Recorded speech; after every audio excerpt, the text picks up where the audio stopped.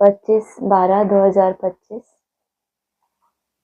मीठे बच्चे, तुम बहुत समय के बाद फिर से बाप से मिले हो, इसीलिए तुम बहुत बहुत सिखिलते हो। प्रश्न है, अपनी स्थिति को एकरस बनाने का साधन क्या है? उत्तर, सदा याद रखो, जो सेकंड पास हुआ ड्रामा, कल्प पहले भी ऐसे ही हुआ था। अभी तो निंदा, स्तुति, मान, अपमान सब सामने आना है।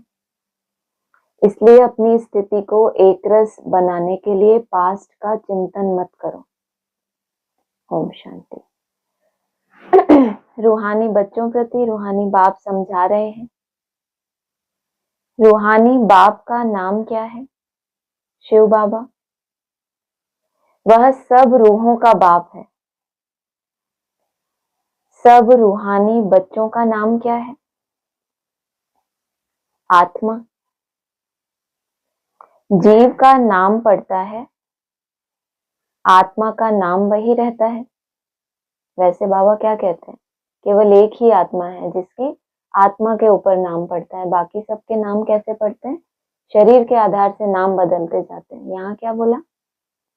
सब रूहानी बच्चों का नाम क्या है? क्या नाम बताया? आत्मा।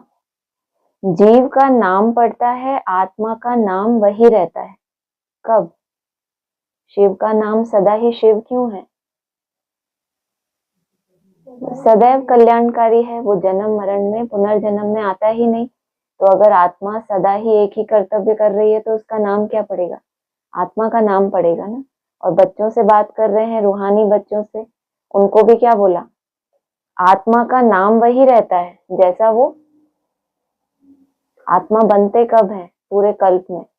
संगम पे एक ही बार चांस मिलता है ना। तो जो आत्मा जैसा कर्तव्य करके लास्ट में बाप समान बन के, तो उसको नाम मिलेगा कि नहीं? किसको नाम मिलेगा? शरीर के आधार से या आत्मा में जो संस्कार भरे उस आधार से नाम मिला? आदि में क्या हुआ था? भट्टी बनी थी तो बाबा ने क्या किया? सबको नाम दे दिए, क्योंकि कायदा है ना। घर बार छोड़ते हैं, सन्यास करते हैं तो नाम बदली कर दिया जाता है। तो बाबा ने आदि में भी क्या किया? नाम बदली कर दिए। लेकिन फिर क्या हुआ? टूट गई है माला। तो कायदा क्या है? जब सन्यास हो तब कहेंगे। अब क्या होना चाहिए? संपूर्ण न्यास हो गया तो किससे मिलन होगा? तो आत्मा के ऊपर नाम पड़ेगा। वो नाम कहाँ लिखा हुआ है? शास्त्रों में है ना वो नाम, जो आपको फाइनली नाम मिलेगा। कुछ तो कर्तव्य करोगे, भगवान का बने, और कोई भी विशेष कर्तव्य ही नहीं किया। इतने देवी देवताओं के नाम है, सबका एक ही नाम है, अलग अलग है। तो कोई एवर लास्टिंग उन्होंने ऐसा कर्तव्य किया है, और फिर अगर पूरे कल्प में उन्होंने अपने उस स्वरूप को छोड़ा ही नहीं, आत्मिक स्वरूप को, कुछ न कुछ उसका सत्य कायम रहा, तो क्या कहेंगे? ये क्या है? जैसे शिव का नाम सदा ही शिव है, तो ऐसे ही ये नंबर 1, 2, 3 आत्माएं भी क्या है? आत्मा के ऊपर नाम पड़ गया। इसलिए बाबा ने कहा आत्मा का नाम वही रहता है। यह भी बच्चे जानते हैं, सत्संग ढेर है। यह है सच्चा सच्चा सत्य का संग, जो सत्य बाप राजयोग सिखाकर हमको सतयुग में ले जाते हैं। ऐसे और कोई भी सत्संग या पाठशाला नहीं हो सकती। यह भी तुम बच्चे जानते हो। सारा सृष्टि चक्र तुम बच्चों की बुद्धि में है। तुम बच्चे ही स्वदर्शन चक्रधारी हो। बाप बैठ समझाते हैं यह सृष्टि चक्र कैसे फिरता है। इसको भी समझाओ। तो चक्र के सामने खड़ा करो। अब तुम इस तरफ जाएंगे। किस तरफ जाना है? चक्र के सामने खड़ा कर दिया, और फिर क्या समझाएंगे? कहाँ जाना है? कौन सा जगह चक्र में, किस स्थान पर जाकर समझाएंगे? दो सुइयों के बीच का जो समय है, तो अभी तुम इस तरफ हो। ये जो बीच का 2-3 मिनट का समय है बेहद का, उसके बाद कहाँ जाएंगे? इस तरफ जाएंगे। बाप जीव आत्माओं को कहते हैं अपने को आत्मा समझो। यह नई बात नहीं। जानते हो, कल्प कल्प सुनते हैं, अब फिर से सुन रहे हैं। क्या नई बात नहीं है कि हम क्या है?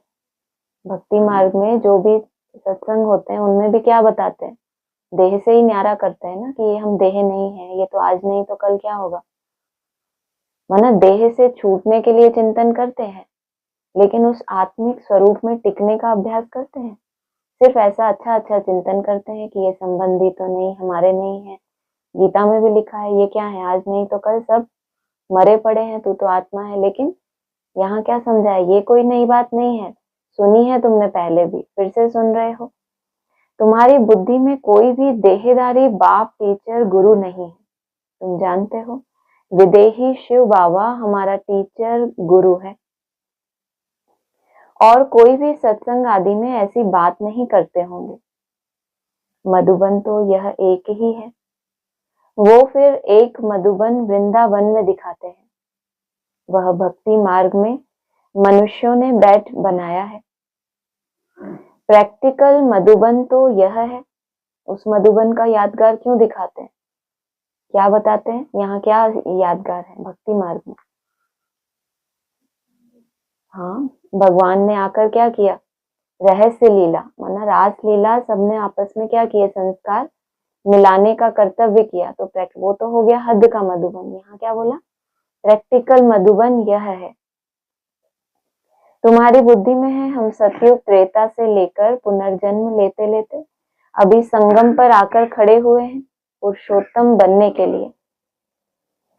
हमको बाप ने आकर स्मृति दिलाई है 84 जन्म कौन और कैसे लेते हैं, वह भी तुम जानते हो। मनुष्य तो सिर्फ कह देते हैं, समझते कुछ भी नहीं। बाप अच्छी रीति समझाते हैं, सतयुग में सतो प्रधान आत्माएं थी। बाबा ने स्मृति तो दिलाई कि 84 जन्म कौन और कैसे लेते हैं। कितना खुश होते हैं कि हम क्या हैं, ऑल राउंड पार्ट बजाने वाली आत्मा, पूरे 84 जन्म लेने वाली आत्मा। अगर पूरे 84 जन्म लिए हैं तो बैक जर्नी करेंगे तो भी क्या होगा, पूरा ही ऊपर तक जाना पड़ेगा। उसको क्रॉस करने में उतनी ही ज्यादा मेहनत लगेगी। धर्म पिताएं हैं, कहाँ से आए, 8 कलाएं थी, तो उल्टी यात्रा करेंगे जब रिटर्न जर्नी, तो कहाँ तक पहुंचना है उनको, 8 कलाओं तक पहुंचना है और उनकी यात्रा समाप्त।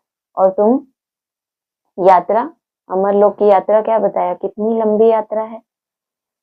सतयुग में सतो प्रधान आत्माएं थी, शरीर भी सतो प्रधान थे। इस समय तो सतयुग नहीं है, यह है कलयुग।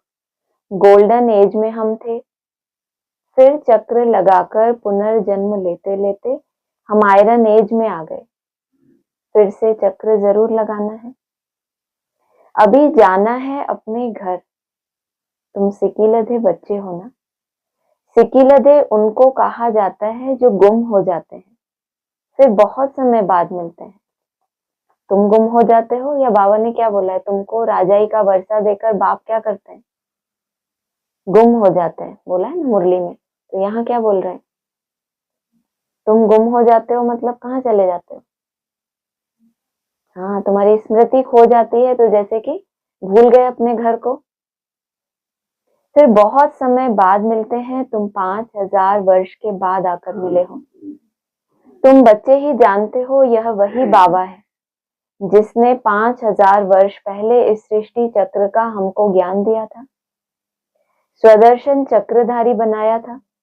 अभी फिर से बाप आकर मिले हैं जन्म सिद्ध अधिकार देने के लिए। यहाँ बाप रियलाइज कराते हैं, इससे आत्मा के 84 जन्मों की भी रियलाइजेशन आ जाती है। बात क्या आई, स्वदर्शन चक्रधारी बनाया था बाप ने, क्या देने के लिए तुमको, तुम्हारा जन्म सिद्ध, माना जन्म जब तुमने लिया, ब्राह्मण जन्म जब तुम्हें समझ मिली, तब से ही ये सिद्ध कर दिया तुमने कि तुम ही हो जिनको बाप से क्या मिलना है, वो वर्षा मिलना है। यहाँ बाप रियलाइज कराते हैं, इसमें आत्मा के 84 जन्मों की भी रियलाइजेशन आ जाती है। ये भी एक क्या है, बहुत बड़ी मिस्ट्री है। आत्मा तो क्या है, एक बहुत सूक्ष्म रिकॉर्ड है जिसमें अनेक जन्मों का पार्ट भरा हुआ है। लेकिन इस रियलाइजेशन में जो तुम दिन रात क्या रियलाइज करते हो कि मैं आत्मा हूँ, इसमें कौन सी रियलाइजेशन समाई है, 84 जन्मों की भी रियलाइजेशन आ जाती है। यह सब बाप बैठ समझाते हैं, जैसे 5000 वर्ष पहले भी समझाया था, मनुष्य को देवता या कंगाल को सिरताज बनाने के लिए। तुम समझते हो हमने 84 पुनर्जन्म लिए हैं। जिन्होंने नहीं लिए हैं वह यहाँ सीखने के लिए आएंगे भी नहीं। कोई थोड़ा समझेंगे। नंबरवार तो होते हैं ना, अपने अपने घर गृहस्थ में रहना है। सब तो यहाँ नहीं आकर बैठेंगे। क्या बोला? जिन्होंने पूरे 84 जन्म नहीं लिए हैं वो यहाँ नहीं आएंगे। जिन्होंने पूरे लिए हैं तो उतनी लंबी यात्रा, उतनी कठिन यात्रा, तो उनको क्या लगेगा? उन्होंने इतने कभी उल्टी यात्रा की ही नहीं। कहीं उन आत्मा में क्या है? वो संस्कार नहीं है कि इतनी तपस्या करके अपनी सतो प्रधान स्टेज तक पहुंचे। तो यह सब बाप बैठ समझाते हैं। सब तो यहाँ नहीं आएंगे, वो कहाँ रहेंगे? अपने अपने घर गृहस्थ में, जो उनके अनुकूल है। जो घर, कितने घर हैं? घराने कितने हैं? बाबा ने कहा है ना, राजधानियां, कितनी कितनी राजधानियां स्थापन होती हैं। तो उनको कहाँ रहना है? अपने घर गृहस्थ में रहना है, जहां उनकी बुद्धि कुछ न कुछ स्थिरियम रहे। सब तो यहाँ नहीं आकर बैठेंगे। रिफ्रेश होने वह आएंगे जिनको बहुत अच्छा पद पाना होगा। कम पद वाले जास्ती पुरुषार्थ भी नहीं करेंगे। यह ज्ञान ऐसा है थोड़ा भी पुरुषार्थ किया तो वह व्यर्थ नहीं जाएगा। कल क्या बोला था मुरली में? बाप का बनकर अगर चले भी गए तो भी क्या होगा? जीवन मुक्ति पाएंगे। भले क्या करना पड़े? झाड़ू लगाने की सेवा करनी पड़े। तो इसको भी बाबा क्या मान रहे? जीवन मुक्ति है, क्योंकि वायुमंडल कैसा है? जीवन है, लेकिन देहभान थोड़ी है कि हम ये क्या कर्तव्य कर रहे हैं। सजा खाकर आ जाएंगे। कल भी ऐसा ही बोला था, व्यर्थ नहीं जाएगा, जीवन मुक्ति तो मिलेगी। भले क्या करेंगे? सफाई आदि करेंगे। यहाँ भी क्या बोला? थोड़ा भी पुरुषार्थ किया तो व्यर्थ नहीं जाएगा। भले क्या होगा? बीच में सजा खाकर आएंगे। पुरुषार्थ अच्छा करते तो सजा भी कम होती। याद की यात्रा बिगर विकर्म विनाश नहीं होंगे। पुरुषार्थ अच्छा किया होता तो क्या नहीं मिलता? सजा नहीं मिलती। इसका मतलब क्या हो गया? याद से विकर्म विनाश हो गए। वही तो विकर्म आपके सामने किस रूप में आ रहे हैं? कोई ना कोई कर्म भोग के रूप में, कोई ना कोई सजाओं के रूप में आ रहे हैं। कोई भी मनुष्य मिले, पहले तो उनको यह समझाना है, अपने को आत्मा समझो।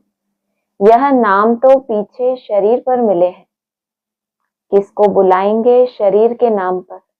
इस संगम पर ही बेहद का बाप रूहानी बच्चों को बुलाते हैं। जन्म जन्मांतर क्या हुआ? कौन सा नाम था? शरीर के ऊपर नाम पड़े, और नाम देने वाला भी कौन था? कोई ना कोई शरीरधारी ने नाम दिए ना। और वो देह भी किसके द्वारा मिली? शरीरधारी के द्वारा। और हमने क्या समझ लिया? ये मैं हूं। और बाबा क्या कह रहे हैं? तुम्हारा तो क्या है? तुम्हारा नाम क्या है रूहानी बच्चों का? ऊपर बताया, आत्मा। तो बेहद का बाप रूहानी बच्चों को बुलाते हैं। तुम कहेंगे रूहानी बाप आया है, वह कहेंगे, बाप कहेंगे रूहानी बच्चे। पहले रूह, फिर बच्चों का नाम लेते हैं। ये क्या मतलब? बच्चों का ही तो नाम बोला कि क्या? आत्मा, सब आत्माएं क्या हो गए? बाप के एक समान बच्चे हो गए ना। तो बाबा ने क्या बोला? पहले रूह, फिर बच्चों का नाम लेते हैं। बच्चे कैसे हैं? बच्चों का कर्तव्य स्वभाव अपने अपने अनुसार अभी फिलहाल क्या है? नंबरवार है। जब तक सबके संस्कार नहीं मैल, तो पहले पहले रूह, फिर बच्चों का नाम लेते हैं। रूहानी बच्चों, तुम समझते हो रूहानी बाप क्या समझाते हैं? तुम्हारी बुद्धि जानती है शिव बाबा इस भागीरथ पर विराजमान है। हमको वही सहज राजयोग सिखा रहे हैं, और कोई मनुष्य मात्र नहीं जिसमें बाप आकर राजयोग सिखाए। वह बाप आते ही हैं पुरुषोत्तम संगम युग पर, और कोई भी मनुष्य कभी ऐसे कह ना सके, समझा ना सके। यह भी तुम जानते हो, यह शिक्षा कोई इस बाप की नहीं है। कैसा रथ? भाग्यशाली रथ है। और सहज राजयोग किसके द्वारा सिखा रहे हैं? उसी के द्वारा सिखा रहे हैं। और कोई की ये ताकत भी नहीं है कि सिखा सके। फिर भी बाबा क्या कह रहे हैं? यह शिक्षा इस बाप की नहीं है। इनको तो यह मालूम ही नहीं था कि कलयुग खत्म हो सतयुग आना है। इनका अब कोई देहधारी गुरु नहीं है, और तो सब मनुष्य मात्र कहेंगे हमारा फलाना गुरु है, फलाना ज्योति ज्योत समाया। सब देहधारी गुरु हैं। धर्म स्थापक भी देहधारी हैं। यह धर्म किसने स्थापन किया? परमपिता परमात्मा त्रिमूर्ति शिव बाबा ने ब्रह्मा द्वारा स्थापन किया है। इनके शरीर का नाम ब्रह्मा है। क्रिश्चियन लोग कहेंगे क्राइस्ट ने यह धर्म स्थापन किया। इनके शरीर का नाम ब्रह्मा क्यों? आत्मा का नाम क्यों नहीं? क्योंकि जब प्रवेशता होती है तो प्रवेश होते से ही संपूर्ण तो नहीं बन जाता। बाप आकर कोई जादू तो नहीं करते जिसमें प्रवेश करते हैं। तो पहले शरीर के आधार पर क्यों? क्योंकि त्याग किस आधार पर किया? पहले ब्रह्मा के द्वारा त्याग कौन सा हुआ? पहले जो मिसाल बन गए सारे ब्राह्मणों की दुनिया में, सब कुछ समर्पण कर दिया। तो पहले शरीर का नाम क्या पड़ा? कि ये है माँ। माँ क्या करती है? माँ बनती कैसे है?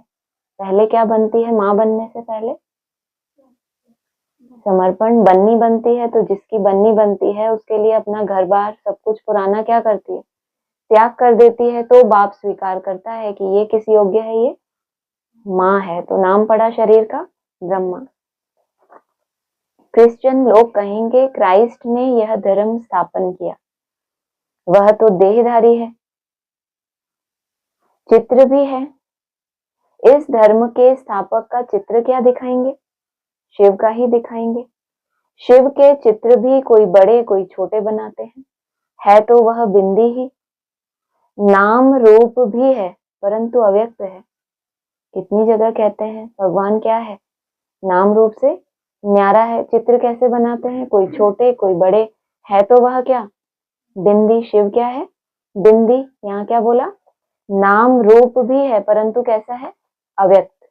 इन आंखों से ही नहीं देख सकते। दूसरी मुरली में भी आया, मुझे जानना सहज है लेकिन क्या मुश्किल है? देखना मुश्किल है। लेकिन मुश्किल है ये तो नहीं बोला कि क्या है? असंभव तो नहीं बोला। तो कहा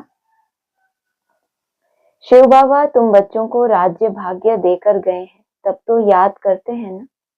शिव बाबा कहते हैं मन मना भव। मुझे एक बाप को याद करो, किसकी स्तुति नहीं करनी। आत्मा की बुद्धि में कोई देह याद ना आए। कितनी गहरी बात है। जबकि क्या बताते हैं भक्ति मार्ग किससे प्रसिद्ध होता है? शुरुआत ही कहाँ से होती है भक्ति की? हाँ, जाप शुरू करते हैं, मंत्र शुरू करते हैं, उसमें स्तुति किसकी होती है? भगवान की स्तुति होती है। और ज्ञान मार्ग की शुरुआत कैसे कर रहे हैं? पहले स्वयं को जानो और फिर कोई भी देहधारी की स्तुति नहीं करनी। क्या करना है? बाबा हमें आपस में भी कहते हैं किसी का गुण दिखे तो उससे प्रभावित होने के बजाय क्या करना है? उस गुण को अपने जीवन में धारण कैसे करें वो चिंतन करना है, या केवल उस गुण का बखान करना है? तो कहा आत्मा की बुद्धि में कोई देह याद ना आए। आत्मा क्या है? मन बुद्धि। जो बच्चे बाबा क्या कह रहे हैं? तुम्हारे आत्मा। तुमको क्या नाम बताया? रूहानी बच्चों का नाम आत्मा। अब वो जो रूहानी बच्चे हैं उनकी जो बुद्धि है उसमें क्या हो विशेषता? कब नाम देंगे बाबा की आत्मा है? उसमें कोई भी जब देह याद ना आए। यह अच्छी रीति समझने की बात है। हमको शिव बाबा पढ़ाते हैं सारा दिन यह रिपीट करते रहो। शिव भगवानुवाच पहले तो अलफ ही समझना पड़े। यह पक्का नहीं किया और बे ते बताई तो कुछ भी बुद्धि में बैठेगा नहीं। क्यों नहीं बैठेगा? क्योंकि अलफ को क्या मिला है? पहले अल्लाह। बे को तो क्या मिली? बादशाही। वो तो दुनिया में भी चलते रहते हैं। जो धर्म संस्थान मठ पंथ उसमें किसी ना किसी छोटे या बड़ी राजाई तो मिलती रहती है ना। तो वो तो बे हो गया, सेकंड नंबर। वर्तमान समय अगर पढ़ाई कौन पढ़ा रहा है? भगवान। तो क्या होना चाहिए? अलफ। जिसको क्या मिला? अल्लाह मिला। कोई कह देते हैं यह बात तो राइट है, कोई कहते हैं इसे समझने में तो टाइम चाहिए, कोई कहते हैं विचार करेंगे। किस्म किस्म के आते हैं। यह है नई बात। परमपिता परमात्मा शिव आत्माओं को पढ़ाते हैं। कितने तरह के आए। पहले जिन्होंने क्या बोला कि बात बिल्कुल राइट है, दूसरों ने क्या बोला कि इन बातों को समझने के लिए हमें क्या चाहिए। इसलिए कहते हैं कोई कोई को समझने में भी क्या होगा, इनको उठा दो पीछे, ऐसे ही चलते रहना। हाँ, कोई कोई को समझने के लिए क्या चाहिए, अभी बहुत समय चाहिए, तो स्वीकार करते हैं कि अभी तो इसको समझने में टाइम चाहिए। और कोई क्या कहते हैं, कम से कम इन्होंने ये तो स्वीकार किया कि बात सही है, लेकिन हमको इसको समझने के लिए अभी टाइम चाहिए। और थर्ड कि अभी हम इसके ऊपर विचार करेंगे कि बात हमारे काम की है भी कि नहीं है, इससे कुछ फायदा है भी कि नहीं। किस्म किस्म के आते हैं। परमपिता परमात्मा शिव आत्माओं को बैठ पढ़ाते हैं, विचार चलता है क्या करें जो मनुष्यों को यह समझ में आ जाए। परमात्मा शिव ने तो किनको पढ़ाया, आत्माओं को पढ़ाया, लेकिन ये भी विचार चलता है कि जो मनन चिंतन में है, अभी आत्मा बनने के पुरुषार्थी नहीं है, लेकिन क्या है उनके पास श्रेष्ठ मनन है, तो उनको कैसे समझाएं। शिव ही ज्ञान का सागर है। आत्मा को ज्ञान का सागर कैसे कह सकते हैं, जिसको शरीर ही नहीं है, ज्ञान का सागर है तो जरूर कभी ज्ञान सुनाया है। शिव ही ज्ञान का सागर है। आत्मा को ज्ञान का सागर कैसे कहेंगे, जबकि उसके पास क्या नहीं है, सागर है, गहराई है। पता कैसे चलता है कि बड़े से बड़ी मिस्ट्री जिसकी मन बुद्धि में उसका रहस्य खुल जाए, तो ये क्या कहेंगे, सागर। माना अच्छे से अच्छा भी जो रहस्य है सृष्टि का, वो भी उसके अंदर रहस्य नहीं है, तो क्या बन गया, सागर जैसा गहरा। लेकिन उसको सिद्ध कैसे होगा वो, जब उसका शरीर हो, तब तो उनको ज्ञान का सागर कहते हैं। जरूर कभी ज्ञान सुनाया है, तो मुख के अंदर क्या दिखा दिया, पूरा ब्रह्मांड दिखा दिया। तो ब्रह्मांड क्या है, बहुत बड़ी रहस्यमयी है ना। आज तक वैज्ञानिक भी उसको था को पा नहीं सके, तो कहा ज्ञान का सागर। ऐसे ही क्यों कहेंगे, अगर सुनाए ही ना, अपनी उस गहराई का परिचय ही ना दे, तो उसको ज्ञान का सागर ऐसे ही क्यों कहेंगे। कोई बहुत पढ़ते हैं तो कहा जाता है यह तो बहुत वेद शास्त्र पढ़े हैं, इसलिए शास्त्री अथवा विद्वान कहा जाता है। बाप को ज्ञान का सागर अथॉरिटी कहा जाता है। जरूर होकर गए हैं। पहले तो पूछना चाहिए, अभी कलयुग है या सतयुग, नई दुनिया है या पुरानी दुनिया। एम ऑब्जेक्ट तो तुम्हारे सामने खड़ा है। यह लक्ष्मी नारायण अगर होते तो उन्हों का राज्य होता। यह पुरानी दुनिया कंगालपना ही नहीं होता। अभी तो सिर्फ इन्हों के चित्र हैं, मंदिर में मॉडल्स दिखाते हैं, नहीं तो उन्हों के महल बगीचे आदि कितने बड़े बड़े होंगे। सिर्फ मंदिर में थोड़े ही रहते होंगे। अगर प्रैक्टिकल में हो तो इस दुनिया में पतितपना और कंगालपना नहीं होगा। कंगालपना कैसे आता है, इम्प्योरिटी से। पवित्रता क्या है, सुख शांति की जननी है, और अपवित्रता आ गई तो क्या बन गए, पतित बने, तो फिर कंगाल भी बन गए। तो मंदिर में क्या रखा है, इनके चित्र रखे हैं। बाबा ने कहा इनके महल बगीचे आदि कितने बड़े बड़े होंगे। सिर्फ मंदिर में थोड़े ही रहते होंगे। प्रेसिडेंट का मकान कितना बड़ा है। देवी देवता तो बड़े बड़े महलों में रहते होंगे, बहुत जगह होगी, वहां डरने आदि की बात ही नहीं होती। सदैव फुलवाड़ी रहती है, कांटे होते ही नहीं। वह है ही बगीचा, वहां तो लकड़ियां आदि जलाते नहीं होंगे। लकड़ियों में धुआं होता है तो दुख फील होता है, वहां हम बहुत थोड़े टुकड़े में रहते हैं, पीछे वृद्धि को पाते जाते हैं। क्या बताएं, नई दुनिया पहले पहले एक छोटा सा गांव, और पीछे वृद्धि होती है तो कितने गांव, 50-60 गांव हो जाते हैं। ये तो बताया महल कितने बड़े बड़े हैं, है कैसा, छोटा सा गांव। बहुत अच्छे अच्छे बगीचे होंगे, खुशबू आती रहेगी, एक बगीचा नहीं होगा। क्या बताया, जब वृद्धि हो जाएगी तो बाकी बगीचे भी कैसे होंगे, बहुत अच्छे अच्छे होंगे। जंगल होगा ही नहीं, अभी फीलिंग आती है, देखते तो नहीं है। तुम ध्यान में बड़े बड़े महल आदि देख आते हो, वह तो यहाँ बना नहीं सकते। कंट्रास्ट भी किया तो किसके मकान से, महलों का। यहाँ जो प्रेसिडेंट है, जिस दुनिया में रह रहे हैं, वहाँ जो बड़े बड़े हैं, वीआईपी हैं, उनका जब घर देखते हैं, महल देखते हैं, तो उससे कंट्रास्ट कर लेते हैं कि इन देवताओं के महल तो फिर बहुत बड़े बड़े होते होंगे। तुम ध्यान में बड़े बड़े महल आदि देख आते हो, वह तो यहाँ बना नहीं सकते। साक्षात्कार हुआ फिर गुम हो जाएगा। साक्षात्कार किया तो है ना। राजाएं, प्रिंस प्रिंसेस होंगे, बहुत रमणीक स्वर्ग होगा, महलों से स्वर्ग होगा, या राजाएं या जो प्रिंस प्रिंसेस जिन्होंने इतनी मेहनत करके वो स्टेज पाई है, उनसे वो महल और बगीचे होंगे। खुशबू कहाँ से आएगी? स्थूल से। तो क्या कहा, वो तो साक्षात्कार किया तुमने महल का, बना तो सकते नहीं, उसके लिए क्या चाहिए? वैसी आत्माएं भी तो चाहिए जो इतनी मेहनत करके क्या स्टेज बनाए, प्रिंस प्रिंसेस बने, राजा बने, महाराजा बने। साक्षात्कार किया है ना, राजाएं प्रिंस प्रिंसेस होंगे, बहुत रमणीक स्वर्ग होगा। जैसे यहाँ मैसूर आदि रमणीक है, ऐसे वहां बहुत अच्छी हवाएं लगती रहती हैं, पानी के झरने बहते रहते हैं। आत्मा समझती है हम अच्छी अच्छी चीजें बनाएं। आत्मा को स्वर्ग तो याद आता है ना। तुम बच्चों को रियलाइज होता है क्या क्या होगा, कहाँ हम रहते होंगे। जबकि मुरली में ही बता दिया।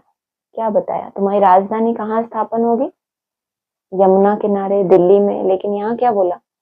तुम बच्चों को ये रियलाइज होता है। क्या रियलाइज होता है? क्या बोला? कुछ नहीं बोला। क्या क्या होगा और हम कहाँ रहते होंगे। जबकि ये क्लियर है कि परम धाम माउंट आबू में बनने वाला है, सुख धाम दिल्ली में बनने वाला है, और फिर रूलिंग कंट्रोलिंग कहाँ बनने वाली है, वो ट्रेनिंग सेंटर कहाँ बनने वाला है, अहमदाबाद में। सब हमें पता है। लेकिन बाबा ने कहा तुम बच्चों को रियलाइज होता है। सुनी सुनाई बात नहीं। जितना जितना तुम अपने घर के नजदीक जाओगे तो तुम्हें क्या होगा, क्या होगा और कैसे होगा और कितना नेचुरली होगा, वो भी तुम्हें रियलाइज होता है। कहाँ हम रहते होंगे। इस समय यह स्मृति रहती है, चित्रों को देखो, तुम कितने खुश नसीब हो। वहां दुख की कोई बात नहीं होगी।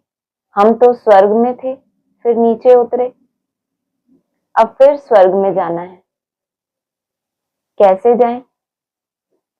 रस्सी में लटक कर जाएंगे क्या? कैसे जाएंगे? याद की फांसी तो लगानी पड़े, लेकिन ऐसा कोई मार्ग तो नहीं है। सीढ़ी जरूर बना दी तुम्हारे लिए, सीढ़ी तो बना दी ना।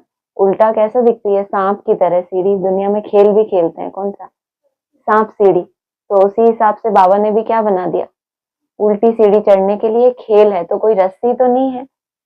माना ये सर्प की तरह इसमें जो बल पड़े हुए हैं, इन सबको क्रॉस करते करते तुम्हें ऊपर तक जाना है। कम से कम अच्छी बात क्या बताई, हम स्वर्ग में थे फिर नीचे उतरे। ये स्मृति, अपनी उस सतो प्रधान अवस्था का एहसास होना। जैसे अभी कोई छोटा मोटा लक्ष्य लेते हैं चार्ट का, स्टूल रूप में, तो कभी कभी कैसा लगता है, कोई कोई टारगेट असंभव, कोई कोई को लगता है ये मेरे लिए क्या है, असंभव। और कुछ टाइम के बाद प्रैक्टिस करते करते आपको लगे ये आराम से हो जाएगा, कर लूंगा। तो आत्मा क्या जा रही है, अपने उस ओरिजिनल स्वरूप के नजदीक जा रही है ना। तो उसको स्मृति आती है कि मैं थी इस स्टेज में। एक बार भी उसने टच किया तो उसको क्या होगा, फिर आगे के लिए हिम्मत आएगी ना। हम आत्माएं तो रहने वाली हैं शांति धाम की।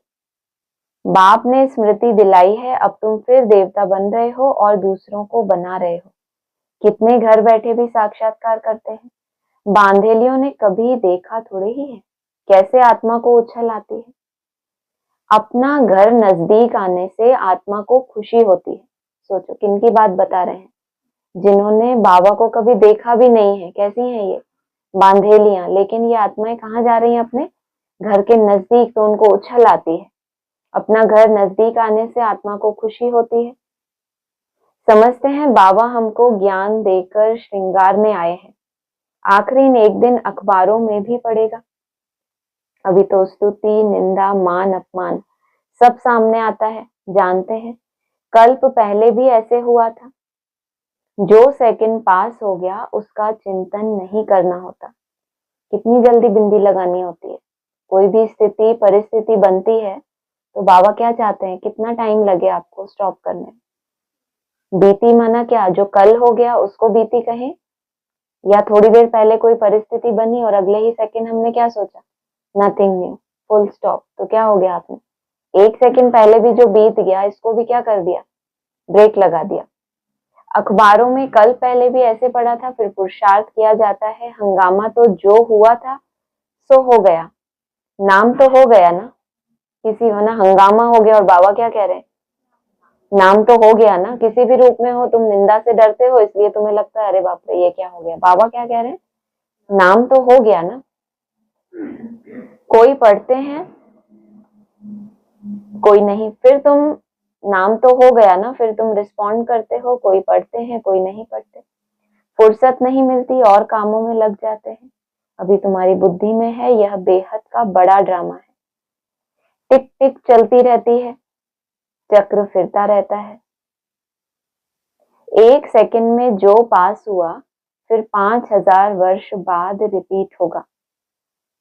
बड़ा ड्रामा है, लेकिन चलती क्या रहती है इसमें, टिक टिक, माना टिकने में भी समय लग जाता है। जितनी टिक टिक चल रही है उतना ही क्या हो रहा है, चक्र घूम रहा है। माना आप यात्रा में हो, जितना समय टिक रहे हो। जो हो गया सेकंड बाद ख्याल में आता है, यह भूल हो गई, ड्रामा में नोंद गया। कल पहले भी ऐसे ही भूल हुई थी, पास्ट हो गई, अब फिर आगे के लिए नहीं कहेंगे। सोचो, हमको तो कितने सालों पुरानी बातें भी क्या होती हैं है ऐसी कोई बात आपको स्मृति में, सालों पहले कोई घटना घटी और आपको अभी तक भी क्या है ना याद। बचपन की भी होती है कोई कोई खराब स्मृतियां, या कोई बहुत अच्छी भी हो सकती है। बाबा क्या कह रहे हैं, 1 सेकंड पहले भूल हुई, रियलाइज हुआ कि अरे भूल हो गई, आगे नहीं करूंगा। बाबा के लिए क्या है, इतना बहुत है। उसके बाद क्या करना है, टिक टिक फिर से शुरू करना है ना। उसी से क्या होगा, हमारा ये चक्र पूरा हो जाएगा। ये जो भूले, अच्छे बुरा, अच्छा है बुरे से परे जाना है ना, तो ये भी हमारा क्या है, चक्र फिर रहा है। कभी उसमें अच्छी रील, कभी खराब रील। तो जितना टिक टिक होती रहेगी तो क्या होगा, चक्र हमारा पूरा होगा, उतना हम अपने घर के नजदीक जाएंगे। भूल हो गई, ड्रामा में नूंद गया, कल पहले भी ऐसे ही भूल हुई थी, पास्ट हो गई, अब फिर आगे के लिए नहीं करेंगे। पुरुषार्थ करते रहते हैं, तुमको समझाया जाता है, घड़ी घड़ी यह भूल अच्छी नहीं है।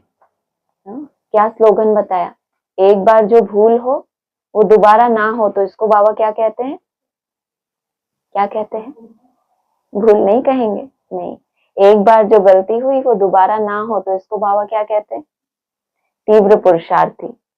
तो क्या कह रहे हैं, ये तो पीछे लाइन में कितना हल्का कर दिया, कितने हल्के हो गए ना कुछ सेकंड के लिए, कि जो भी भूल हुई अगले ही सेकंड हमने क्या किया, अब नहीं करेंगे। तो बाबा क्या कह रहे हैं, फिर रिपीट नहीं होनी चाहिए।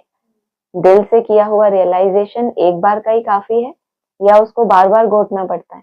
अमृत की एक बूंद से क्या होता है, देवता अमर बन जाते हैं। तो भूल, घड़ी घड़ी यह भूल अच्छी नहीं है। वरना घड़ी घड़ी भूल करें फिर स्टॉप कर दें, टिक टिक करें, तो फिर क्या होगा, उस भूल का कुछ ना कुछ, बाबा कहते हैं एक बार माफ, 2 बार माफ, उसके बाद फिर हिसाब किताब।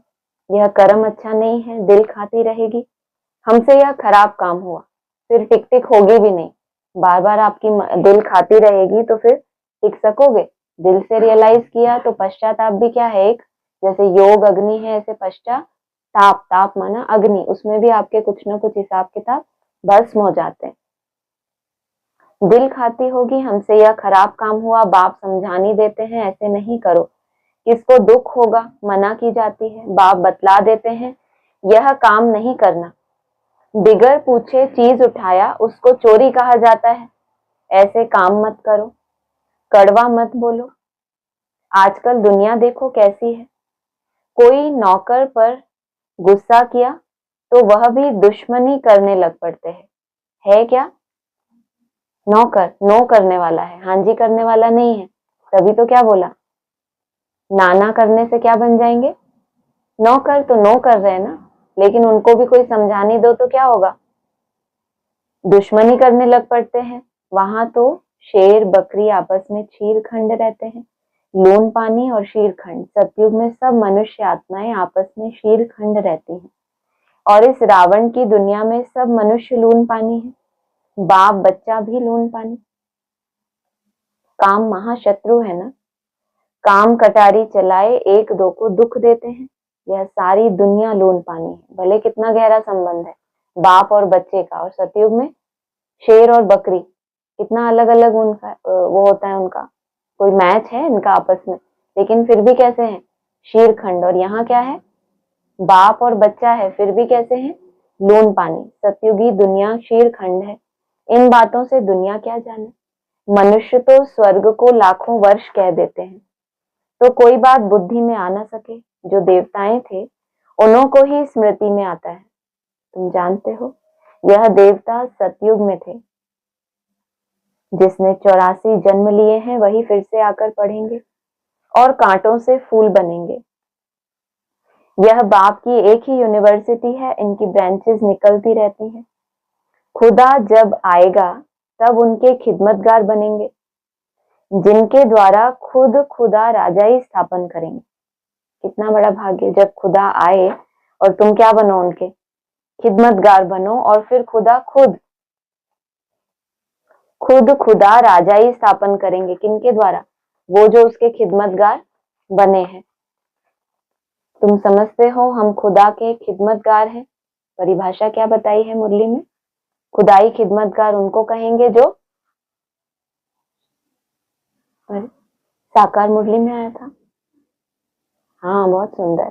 जो सारे दिन में 8 घंटा देही अभिमानी बनने का पुरुषार्थ करते हैं, सेवा का नहीं बोला, इसलिए बाबा ने साकार मुरली में कहा खुदाई खिदमतगार उनको कहेंगे नहीं, उनको ही कहेंगे जो 8 घंटा देही अभिमानी रहने का पुरुषार्थ करते हैं। और उसके बाद क्या होगा, जब खुदाई खिदमतगार बनेंगे तो इस लाइन में क्या बोला, फिर खुदा खुद उनके द्वारा राजाई स्थापन करते हैं। तो पहले वो खुद कैसे बनेंगे, रूलिंग और कंट्रोलिंग पावर वाले। वह जिस्मानी खिदमत करते हैं, यह रूहानी। बाबा हम आत्माओं को रूहानी सर्विस सिखला रहे हैं, क्योंकि रूह ही तमो प्रधान बन गई है। फिर बाबा सतो प्रधान बना रहे हैं। बाबा कहते हैं मामेकम याद करो तो विकर्म विनाश होंगे। यह योग अग्नि है, भारत का प्राचीन योग गाया हुआ है। आर्टिफिशियल योग तो बहुत हो गए हैं, इस आधार से जिस्मानी तौर पे सिखाते हैं तो क्या हो गए, ब्राह्मणों की दुनिया में भी आर्टिफिशियल हो गए। और यह योग क्या है, भारत का प्राचीन योग। ये कैसा है, बहुत नामी ग्रामी। और योग का रोग क्या है, अग्नि स्वरूप है। इसलिए बाबा कहते हैं याद की यात्रा कहना ठीक है। क्यों योग कहना ठीक क्यों नहीं है, याद की यात्रा कहना क्यों ठीक है। हाँ, योग माना कनेक्शन, आत्मा ने भगवान को याद करना शुरू किया, जुड़ गई, योग हो गया। तो ये तो बहुत अच्छा अक्षर है। लेकिन बाबा ने क्या बोला, क्या कहना चाहिए, याद की यात्रा। यात्रा करते हैं तो कोई हमारी क्या होती है, एम ऑब्जेक्ट, कोई मंजिल होती है।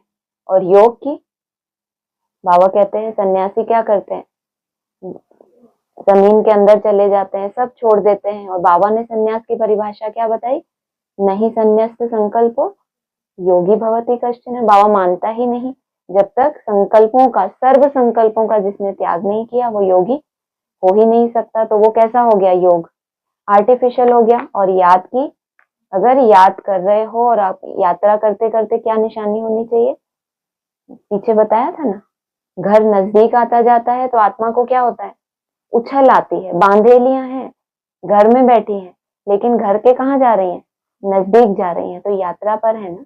और सन्यासी घर बार छोड़कर कहाँ चला गया, जंगल में, अंडरग्राउंड चला गया एकदम। स्कूल में होता है ना, कितना हट करते हैं सन्यासी, सब कुछ छोड़ छाड़ के। उनकी यात्रा नहीं है, क्योंकि कोई लक्ष्य नहीं है। तो कहा याद की यात्रा कहना ठीक है। शिव बाबा को याद करते करते तुम शिवपुरी में चले जाएंगे। याद किसको कर रहे हैं, शिव बाबा को याद करते करते, उनको उठा दो, शिवपुरी में चले जाएंगे। शिव की पुरी कैसी है, उसका दूसरा नाम शिव आलय, आलय माना घर। वह है शिवपुरी और वह है विष्णुपुरी, यह है रावणपुरी। कितनी सारी हो गई, कौन कौन सी, हाँ जी, हाँ। और फिर उसके कंट्रास्ट में सीधा रावणपुरी, शिवपुरी और सीधा रावणपुरी, बीच में कुछ भी नहीं। विष्णुपुरी अर्थात वैकुंठ और शिवपुरी अर्थात शिवालय परम धाम, यह रावणपुरी। विष्णुपुरी के पीछे है रामपुरी, ये रह गए थे बीच में, रावण को रख लिया ना, लेकिन फिर एडिशन किया किसका, रामपुरी। तो अब सीक्वेंस क्या हुआ, पहले शिवपुरी फिर विष्णुपुरी, और विष्णुपुरी के पीछे क्या है, रामपुरी, और उसके पीछे रावणपुरी। तो कितने सारे बगीचे हो गए ये भी। सूर्यवंशी के बाद चंद्रवंशी हैं, यह तो कॉमन बात है। आधा कल्प सतयुग त्रेता, आधा कल्प द्वापर कलयुग, अभी तुम संगम पर हो। यह भी सिर्फ तुम जानते हो, जो अच्छी रीति धारणा करते हैं वह दूसरे को भी समझाते हैं। हम पुरुषोत्तम संगम युग पर हैं। यह किसकी बुद्धि में याद रहे तो भी सारा ड्रामा बुद्धि में आ जाए। क्या याद रहे, सिर्फ कि हम कहाँ हैं, पुरुषोत्तम संगम युग पर हैं। ये स्मृति भी कब आएगी, मोस्टली आपने ब्राह्मणों को ऐसा बोलते सुना है। सीधा क्या कहते हैं, अभी क्या चल रहा है, संगम युग चल रहा है, अभी संगम युग चल रहा है। जहां वो है उनको वही अनुभूति होगी ना। और अगर आत्मा क्या है, पुरुष शरीर रूपी पुरी में शयन करने वाली, अगर वो उत्तम बन रही है तो उनको क्या अनुभूति होगी कि सिर्फ संगम नहीं है, लेकिन हम क्या बन रहे हैं, आत्माएं उत्तम बन रहे हैं पुरुषार्थ करके। यह भी सिर्फ तुम जानते हो। यह भी किसकी बुद्धि में रहे तो भी सारा ड्रामा याद आ जाए कि आत्मा उत्तम पुरुष कैसे बनी थी। परंतु कलयुगी देह के संबंधी आदि याद आते रहते हैं।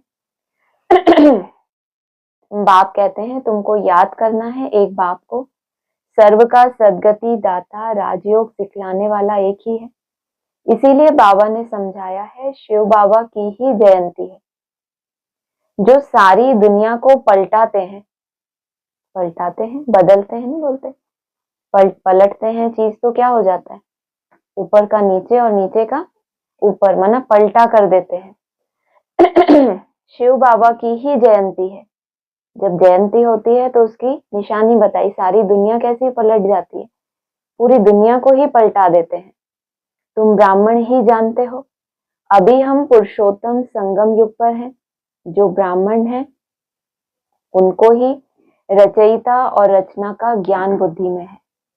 अच्छा, मीठे मीठे सिकिलधे बच्चों प्रति माता पिता बाप दादा का याद प्यार गुड मॉर्निंग। रूहानी बाप की रूहानी बच्चों को नमस्ते, रूहानी बच्चों की रूहानी बाप दादा को नमस्ते।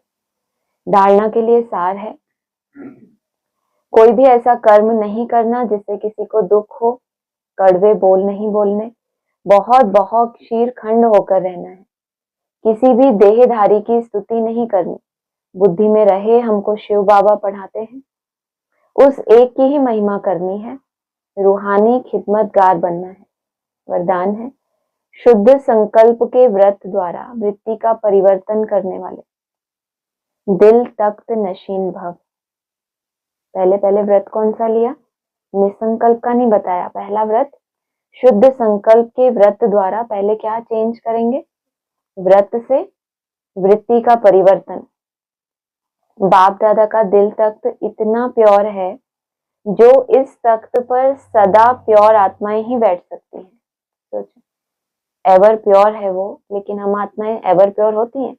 लेकिन संगम पर जब से बात समझ में आई कि प्योर बनने की विधि क्या है, जब तक मार्ग ही नहीं पता था, कोई विधि ही नहीं थी आपके पास, जिज्ञासा बहुत थी कि पवित्र बने, लेकिन पता नहीं था कि कैसे बने, क्या करें, माहौल ही नहीं मिला। तो जब क्या बोला, बाप दादा का दिल तख्त इतना प्योर है, जो इस तख्त पर सदा प्योर आत्माएं ही बैठ सकती हैं। जिनके संकल्प में भी अपवित्रता या अमर्यादा आ जाती है, वो तख्त नशीन के बजाय गिरती कला में नीचे आ जाते हैं। ये तो हो गया दिल तख्त, और दिल तख्त से भी ऊपर कौन सा तख्त है, भ्रुकुटी का तख्त। तो वो आत्माएं जिनके संकल्प में कौन से आ जाते हैं, विकल्प, अपवित्रता का हो या अमर्यादा का हो। इसीलिए पहले शुद्ध संकल्प के व्रत द्वारा अपनी वृत्ति का परिवर्तन करो। वृत्ति परिवर्तन से भविष्य जीवन रूपी सृष्टि बदल जाएगी। भविष्य जानने की इच्छा कितनों को, सबको ही होती है, कितनों को नहीं। भविष्य का वक्ता होते हैं दुनिया में भी, उनकी भी कमाई कैसे होती है, क्योंकि सब जानना चाहते हैं क्या, अपना भविष्य। लेकिन बाबा ने तुम्हें अपना भविष्य कैसे बता दिया, वर्तमान में तुम्हें जो कर्तव्य दिया करने के लिए, उससे तुम्हें अपना भविष्य कैसा होगा, तुम जैसा चाहोगे वैसा भविष्य बनेगा। ऐसा कोई भविष्य वक्ता होता है? क्या बताते हैं आपके साथ, ये हो जाएगा, वो हो जाएगा, इतना धन दो तो हम समाधान करेंगे, लेकिन ये कैसा है? ये बाप क्या बता रहा है तुम्हें? वृत्ति परिवर्तन से भविष्य जीवन रूपी सृष्टि बदल जाएगी। भविष्य में जो भी तुम्हें जीवन लेने हैं अनेक जन्मों में, वो तो तुम्हारी सृष्टि है ना। आत्मा ने उसी सृष्टि में तो जिया है। शुद्ध संकल्प व दृढ़ संकल्प के व्रत का प्रत्यक्ष फल है ही सदा काल के लिए बाप दादा का दिल तख्त। ये रिजल्ट आ गई उसकी, किस बात की? शुद्ध संकल्प। और शुद्ध संकल्प भी ठीक है, लेकिन उसके लिए भी क्या चाहिए? शुद्ध संकल्प में रहना है, ये तो बहुत अच्छा, लेकिन शुद्ध संकल्प में ही रहना है, इसको क्या कहेंगे? दृढ़ता।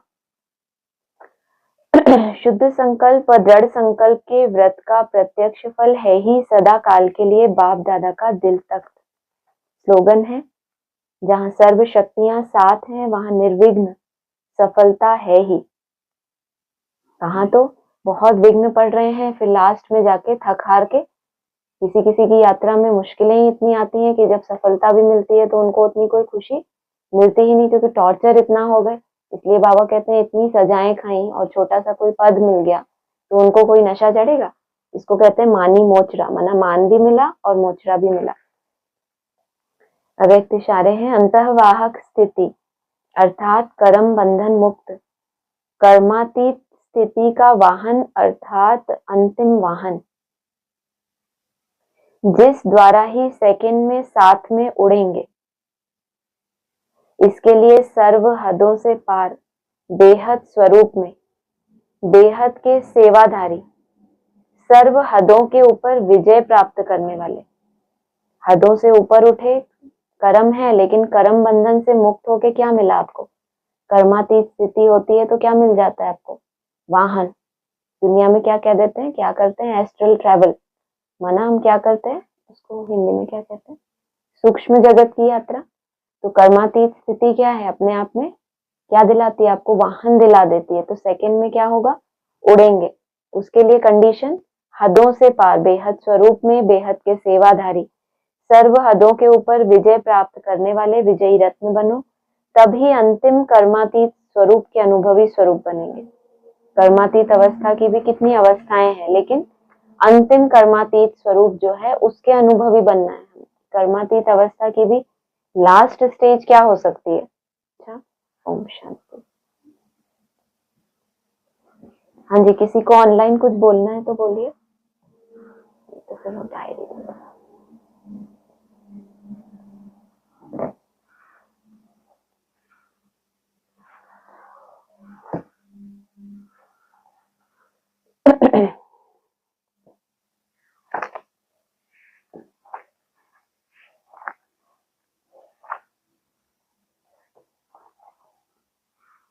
1965 ऑडियो मुरली पॉइंट्स है। 16-1-65 कल्प कल्प, ये दोनों तो बड़े पक्के हैं जरूर, क्योंकि इनकी तो निशानी है। बिल्कुल ये मम्मा और बाबा ज्ञान ज्ञानेश्वरी स्वराज राजेश्वरी बनते हैं। गुड़ जाने या गुड़ की गोथरी जाने, नॉलेजफुल गुड़ और गोथरी गुड़ की ये जाने कुछ न कुछ कि मेरी गोथड़ी में गुड़ आया है। गुड़ कौन? शिव बाबा। वो है नॉलेजफुल, और ये जो गोथरी है जिसमें प्रवेश है उसके लिए क्या बोला? ये जाने कि कुछ न कुछ मेरी गोथरी में गुड़ आया है, माना वो नॉलेजफुल है जिसमें प्रवेश है। उसको तो जैसे क्या समझना चाहिए, तो सागर ही हो गया, क्योंकि मेरे अंदर ही कौन है? ज्ञान का सागर। लेकिन वो भी क्या समझते हैं कि कुछ ना कुछ। सोचो, इतना ज्ञान होने के बाद भी ब्रह्मा की आत्मा क्या समझती है? इसलिए बोला इनको समझदार बनने में ही 25 वर्ष लग जाते हैं। तो उससे पहले क्या समझते हैं कि कुछ ना कुछ आया है, अभी सब कुछ नहीं आया। ये कौन रियलाइज कर सकता है? जो सागर की गहराई को देख सके, जिसको लगे कि बस इतना ही है, इसका मतलब उसने था को जाना ही नहीं। जिसने सागर की गहराई को जितना अनुभव किया वो जानेगा कि अभी तो मेरे पास क्या आया है, थोड़ा सा आया है बिल्कुल। तो कुछ ना कुछ मेरी गोथरी में गुड़ आया है या नहीं, ये भी उसको डाउट है, आया है या नहीं। तो ये गोथरी जाने, तुम भी जान सकते हो जो सेंसिबल है। 17:165 का है।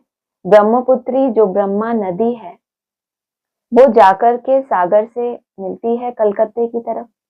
बरोबर ये जो कुंभ का मेला कहा जाता है वो है ब्रह्मपुत्री नदी।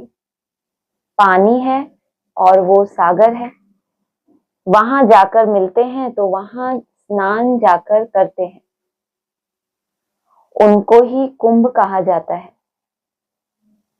सच्चा सच्चा, क्योंकि बड़े से बड़ी नदी ब्रह्मपुत्रा है। वैसे ये भी देखो और संगम है युगल, वहां युगल होते हैं। देखो यहाँ भी ऐसे ही है, संगम हुआ किसी का, स्नान करने वाले कोई दूसरे हैं या वही है। इतना शुभ क्यों माना उन्होंने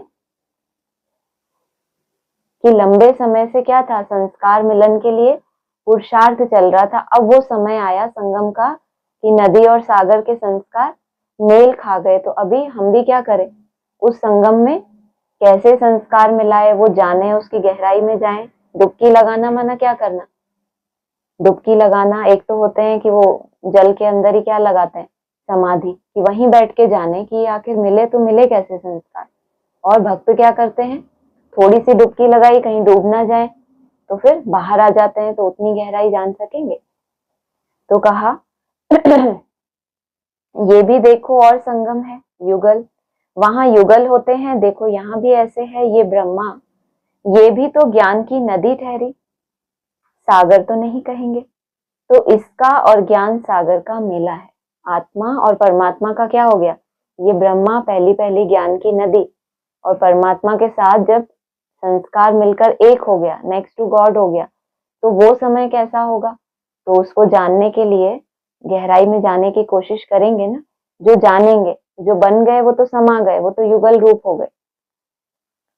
तो सबसे बड़ा सागर तो नहीं कहेंगे इसका, और ज्ञान सागर का मेला है। तो सबसे बड़ा मेला किसको कहेंगे, बाप के पास आना, जहां ब्रह्मा भी है, बड़ी नदी भी ठहरी, क्योंकि पहले पहले इनसे ये निकलती है, इनसे संगम है। इनका जो पिछाड़ी में जाकर इनसे मिलती है, जरूर पहले इनसे निकली हुई होगी। जो जहां से आया है उसको कहा क्या क्या करना है, बाबा कहते हैं ना, तुम कहाँ से आए हो और तुम्हें कहाँ जाना है। तो अगर तुम सतयुग से आए हो नीचे, तो तुम कहाँ तक जाओगे, उल्टी सीढ़ी चढ़ के।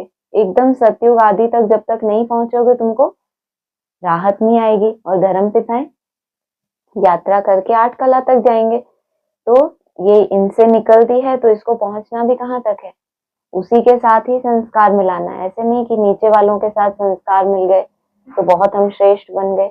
जहां से जन्म हुआ है वहीं जाके समाना है। इनसे संगम है इनका, जो पिछाड़ी में जाकर इनसे मिलती है, जरूर पहले इनसे निकली हुई होगी। तो देखो पहले पहले ब्रह्मपुत्री मिली है, पहले पहले निकला भी ज्ञान सागर से यही है, जो सतयुग में पहले नंबर में जाते हैं। बाबा ने बताया पहले पहले मेरे से कौन बिछड़ा, संगम युगी कृष्ण मेरे से विदाई लेकर परम धाम से कहाँ आया, इस सतयुगी सृष्टि पर आया। सरस्वती और ब्रह्मा का मेला नहीं कहेंगे, संगम पर मेला ही है ज्ञान सागर का, और उनसे पहले पहले निकली ब्रह्मपुत्री। अगला है 17:165। ये तो हो गई गुप्त माँ और वो प्रत्यक्ष माँ। ये गुप्त हो गई ना बच्ची, मेले वाली माँ, पीछे इतनी कथा करी जो पूरा समझाया, तो ये क्या हो गई, मेला सबसे पहले हुआ, मिलन हुआ है संस्कारों का, लेकिन संस्कार मिलन इंटरनल है या बाहरी रूप से देख सकेंगे। तो कहा वो प्रत्यक्ष माँ ये गुप्त हो गई, गुप्त हो गई ना बच्ची, मेले वाली माँ। ब्रह्मा और सागर का मेला देखो, गुप्त हो गई ना, और वो प्रत्यक्ष हो गई, कौन, जिसको संभाल के लिए निमित्त बनाया। 19:165 का है। इस योग से तुम सदैव हेल्दी रहेंगे, यानी निरोगी रहेंगे। तुम्हारी काया कल्प वृक्ष के समान बड़ी रहेगी, क्योंकि ये मनुष्य सृष्टि का जो झाड़ है उसकी तो आयु बड़ी है ना, 5000 वर्ष इस झाड़ की आयु। अविनाशी ज्ञान रत्न जितना धारण करेंगे इतना बहुत साहूकार बनेंगे। ये तो हो गया ज्ञान रत्नों से साहूकारी की बात। और एवर निरोगी काया कैसे मिलेगी? याद से, योग से तुम सदैव हेल्दी रहेंगे यानी निरोगी रहेंगे। तुम्हारी काया कल्प वृक्ष समान बड़ी रहेगी, क्योंकि ये मनुष्य सृष्टि का जो झाड़ है उसकी तो आयु बड़ी है ना। आयु किस आधार से बड़ी है? बीज कौन है इसका? जो अविनाशी है, जो अव्यक्त है, जिसकी आयु कितनी है? 5000 वर्ष। जितना याद में रहेंगे इतना बहुत निरोगी रहेंगे। ये हॉस्पिटल भी है तो यूनिवर्सिटी भी है। 1965 का ये नदियां चक्कर लगाती हैं। बाकी जो है बड़ी नदी ब्रह्मपुत्री और सागर, ये तो इकट्ठे ही रहेंगे। मेला लगता है कलकत्ते में, ब्रह्मपुत्री तो ये ठहरी, मम्मा तो सरस्वती है। ना नदियां चक्कर लगाती हैं, लेकिन जो बड़ी नदी है और सागर, इनको क्या बोला? इनको इकट्ठे रहना है। मेला लगता है कलकत्ते में, ब्रह्मपुत्री तो ये ठहरी। मना ये ब्रह्मा को भी क्या बता दिया? ये तो ब्रह्मपुत्री ठहरी। बाबा तो बाहर सेवा में चक्कर नहीं लगाएंगे ना, जाना किसको है सेवा के लिए? नदियों को। मम्मा तो सरस्वती है। अगला है इसी मुरली का, झगड़ा लगा इसके ऊपर, केस गया कोर्ट में। बड़ा मजा करते थे उस समय में। किस समय में? परिस्थिति क्या बताई? झगड़ा लगा और कोर्ट में केस लग गया, तो उस समय क्या करते थे? बड़ा मजा करते थे। केस इनसे लगा है सारा, ये जो हंगामा हुआ था सारा, ये इनसे चला है। बरोबर ये पांडवों का जो बाबा का लाखा भवन था, जिसमें तुम बच्चियां रहती थी, उनको भी आग लगाने आए थे घासलेट लेकर के। विनाश ज्वाला प्रज्वलित हुई, आग लगाने भी आए थे। निमित्त कौन बने होंगे? इनसे चला है। जो आदि में भी कहाँ थे? भट्टी में पड़े थे। 20-2-65। पहले तो मनुष्य सृष्टि रची जाती है प्रजापिता ब्रह्मा। पहले तो मनुष्य सृष्टि रची जाती है, प्रजापिता ब्रह्मा को ही प्रजापिता कहेंगे। विष्णु को प्रजापिता नहीं कहेंगे, शंकर को प्रजापिता नहीं कहेंगे। जिनसे मनुष्य सृष्टि रची जाती है तो पहले क्या कहेंगे उनको? पहले प्रजापिता ब्रह्मा जब विष्णु स्वरूप धारण कर ले, जो बताया ना 3 पुरियां हैं, पहली पुरी ब्रह्मा की, फिर विष्णु की, फिर शंकर की, और उससे भी नीचे क्या है? सबसे नीचे साकार सृष्टि। वहां पर भी क्या दिखाया? माता पिता को बैठे हुए दिखाया गया है। तो विष्णु को प्रजापिता नहीं कहेंगे, शंकर को प्रजापिता नहीं कहेंगे। 20-2-65। राजधानी यहाँ स्थापन होती है पवित्र। राजधानी यहाँ स्थापन होती है पवित्र। यहाँ बनना है बच्चों को अच्छी तरह से। ऐसे नहीं सतयुग में, सतयुग में तो होते ही पवित्र हैं। तो पवित्र होना बड़ी बात बताई या पवित्र बनना बड़ी बात बताई? यहाँ तुमको बनना है, और सतयुग में तो होते ही हैं पवित्र। जबकि ग्लानि हो जाती है मेरी, मेरे देवताओं की। रामचंद्र को कितनी गाली, सीता को कितनी गाली, सबकी ग्लानि। परमात्मा को गाली दिया सर्वव्यापी। आओ नीचे चलो, शंकर पार्वती के पिछाड़ी फिदा हुआ, ब्रह्मा सरस्वती के पीछे फिदा हुआ। बाकी विष्णु के लिए तो कुछ कह ही नहीं सकते, यहाँ थोड़ी सी राहत है। बाकी तो शुरू से जब चले, पहले मेरी गाली मुझे दी, फिर शंकर की ग्लानि की, फिर राम सीता का बताया, लेकिन विष्णु के लिए क्या बोला? कुछ कह ही नहीं सकते, क्योंकि वो तो देवता है ना। तो ब्रह्मा को गाली दिया गोया विष्णु को गाली दिया। भविष्य स्वरूप क्या है उसका? ब्रह्मा का विष्णु स्वरूप है। जब ब्रह्मा का स्वरूप है, जब सजा सजाया नहीं है, तो उस समय गाली दिया, क्योंकि ब्रह्मा सो विष्णु, विष्णु सो ब्रह्मा। ये ड्रामा है बच्चे। 21-2-65। रामकृष्ण और उनका विवेकानंद, उनका भी लिखा है। क्या था रामकृष्ण परमहंस का? विवेकानंद शिष्य था, तो उनका विवेकानंद। उसमें से निकलकर मेरे में प्रवेश किया तो खुश हो गए। क्या देखा था? ज्योति। गुरु में से निकलकर मेरे में प्रवेश हो गई तो उसी में खुश हो गए। बाप कहते हैं मेरे में भी पार्ट देखो। भक्ति मार्ग में मैं कितनी तुम्हारी सर्विस करता हूँ। ये जो सीन बताई ऊपर, क्या कि विवेकानंद ने ज्योति देखी, गुरु में से निकली और मेरे में समा गई। तो बाबा हमें इसके द्वारा क्या कह रहे हैं, मेरे में भी पार्ट देखो कि मैंने क्या किया, उसको साक्षात्कार कराया।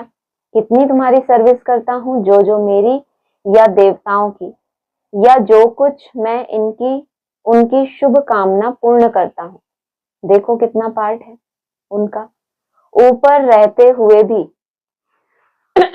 उस समय में तो वंडरफुल पार्ट है, ऊपर जाने के बाद तो क्या हो जाता है, बस आराम में रहे, कहते क्या है। लेकिन ऊपर रहने के बाद भी कितना वंडरफुल पार्ट है।